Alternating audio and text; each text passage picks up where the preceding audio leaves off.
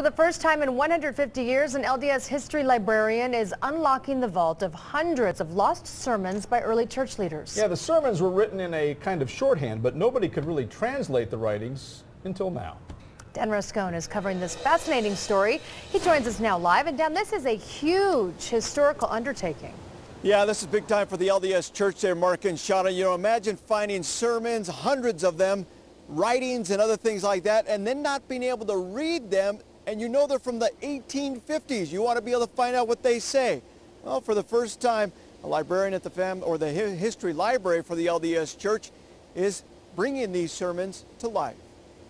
We'll add a little loop at the end. That means can. LaJean Purcell Carew You cut it in half length. has an amazing gift. Here's a T. That's 30 years in the making. You make it dark. She can actually read. It is a D. A historic form of shorthand. Vowel and vowels are completely optional. I know of no one with my depth of ability.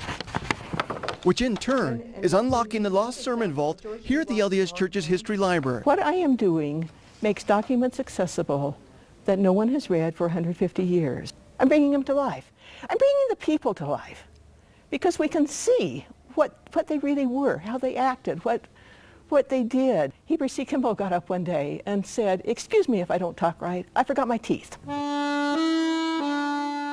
The story begins in 1852 with an Englishman by the name of George D. Watt, the first baptized member of the LDS Church in Great Britain. Watt had mastered a new popular form of shorthand that was created by another Englishman by the name of Isaac Pittman in 1837. While in Salt Lake, Watt became the church's official recorder, using his shorthand to take notes of hundreds and hundreds of sermons by LDS leaders. This is Parley P. Pratt's report on his mission. But there are still hundreds and hundreds Is Mary Fielding Smith's funeral. that were never transcribed. Nobody's read these. That is, until now. And that's where LaJean comes in. This is the shorthand of John Taylor speaking about the martyrdom. One of those documents includes This is the first day they met in it. the dedication of the historic tabernacle on Temple Square. LDS history always taught it was dedicated in 1875. But with the translation of this historic document, But no record was kept except in shorthand. LaJean learned the tabernacle was actually dedicated on October 6, 1867, 8 years earlier. These sermons are of tremendous historical value. And now these lost sermons are getting published for everyone to see on the LDS Church's history website. Here for the first time words that were spoken then and have remained locked away, trapped in shorthand. We dedicate ourselves unto thee. LaJean's story begins when she was 22 years old. I was a graduate student at BYU and I needed work very badly. The manuscript librarian told her if she learned Pittman shorthand, he would give her a job. So with the audacity of a 22-year-old, I said, I'll learn Pittman shorthand. But as LaJean shows us on the board, Up here it means eat. On the line it means it. Watt's shorthand is not the same And the first word was written like this. as just knowing Pittman shorthand. It's like a whole new language. That's why it took me 30 years to figure out how to read George D. Watt.